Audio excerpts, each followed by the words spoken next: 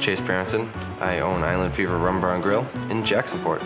So we wanted to kind of keep true to that kind of atmosphere, that Jimmy Buffett, off the wall, kind of just carefree. 2016, we kind of revamped the menu, added a little more seafood options. We did the dining room, redid the kitchen, try to make it that fun, inviting atmosphere that you kind of just melt into. And even though it's packed and super crowded in here, I mean, you're kind of in your own little world amongst the chaos.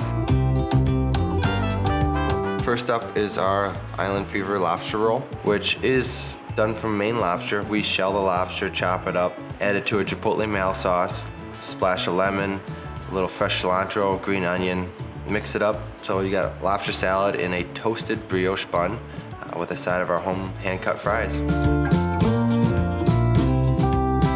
Next is our hand-breaded coconut shrimp dinner. So we start off with a 1620 tiger shrimp that we peel and devein, and then we dredge in flour, simple egg wash, and then hand press it into coconut and panko breading, and deep fry it, and serve it with a side of a Cajun mayo with a zest of lemon.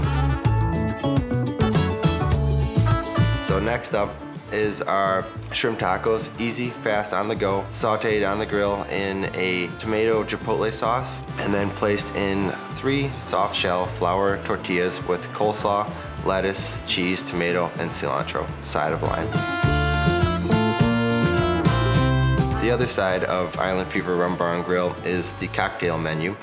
Being a rum bar, we have a large selection of rums, and one of our more popular rum-based drinks is the Painkiller.